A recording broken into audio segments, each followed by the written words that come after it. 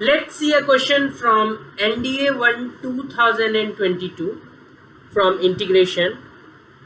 Let's solve this integration. So how can we solve this?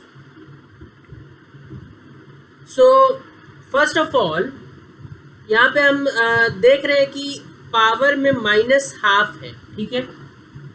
तो उसको हम ऐसे भी लिख सकते हैं, इंटीग्रेशन ऑफ, ये साइन एक्स का पावर -½ है तो इसको 1 साइन एक्स का पावर ½ भी तो लिखा जा सकता है, ठीक है। और यहां देखें तो -3/2 है, तो हम उसको कैसे डील कर सकते हैं? -3/2 को कैसे लिख सकते हैं? -1/2, ये कितना होगा? ये हो जाएगा -3/2, ठीक है।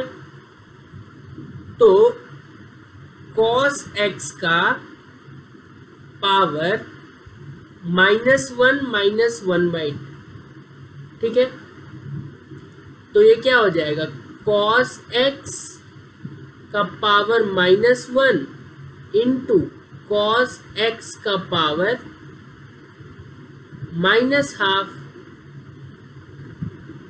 ठीक है। अब cos x का पावर -1 मतलब 1/cos x, और ये हो जाएगा 1/cos x का पावर ½ तो 1/cos x इधर से, और किसी चीज का पावर ½ मतलब वो चीज रूट में, तो √cos x। सिमिलरली मैंने यहाँ भी जो लिखा है 1/sin x का पावर ½ इसको मैं इससे अच्छा ऐसे भी लिख सकता हूँ कि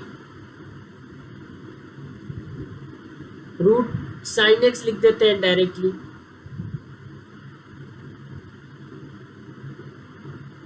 ये √sin x आया इस वाले टर्म से, और दूसरे वाले टर्म से हमारे पास सिंप्लीफाई करने पे क्या आया है? cos x into √cos x dx। अब √a इंटू √b,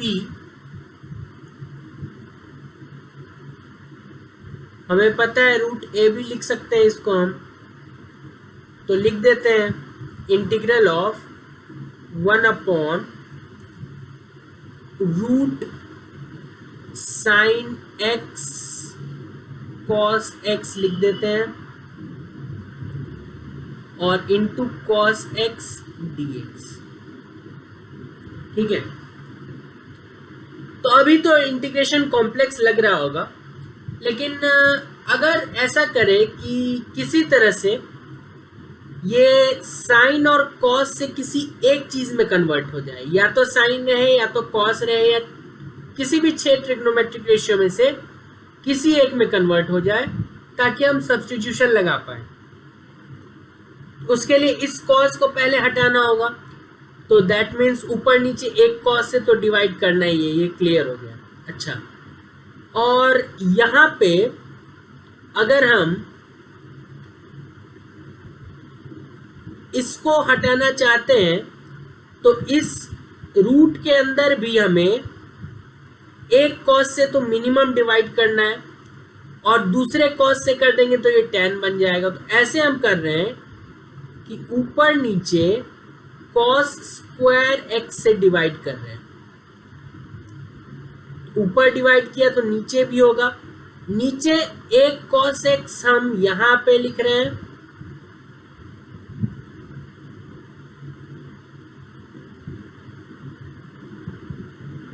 और एक cos x इसके साथ डिवीजन में,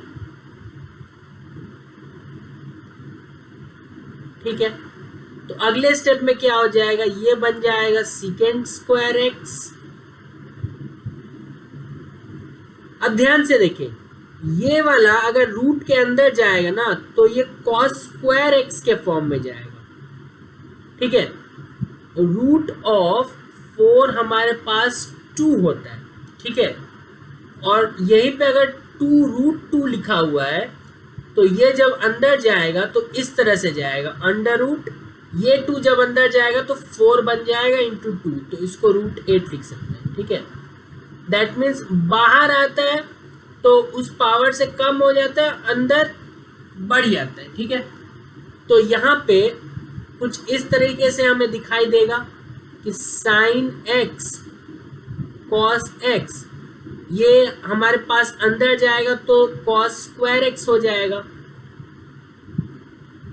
और ये cos x by cos x तो कैंसिल हो ही गया। यहाँ पे देखें एक cos तो इसके साथ कैंसिल हो गया और एक इसके साथ tan बना रहा है, तो हमारे पास क्या मिल रहा है यहाँ से, secant square x divided by under root of tan x, ठीक है। अच्छा, तो अब यहां से अगर हम एक सब्स्टिट्यूशन करने का सोचे कि अगर हम tan x को t मान लें तो सीकेंड स्क्वायर x dx हमारे पास dt बन जाएगा। दैट मीन्स कि ऊपर हमारे पास dt आ गया, नीचे आ गया हमारे पास √t, ठीक है। अब आप ये भी सीख सकते हैं कि 1/2√x का जो इंटीग्रेशन है वो सिंपली √x होता है, ठीक है। नहीं तो आप इसको t का पावर -½ करके भी कर सकते हैं, लेकिन ये फॉर्मूला याद रखें तो बेहतर, जल्दी हो जाएगा। नहीं तो आप इसको, ये 1/√t है dt, तो इसको आप t का पावर -½ dt लिख के और फिर t का पावर n का इंटीग्रेशन वाला फॉर्मूला लगा सकते हैं। मैं यहाँ पे ऐसा कर रहा हूँ कि 2 से मल्टीप्लाई और 2 से डिवाइड कर रहा हूँ।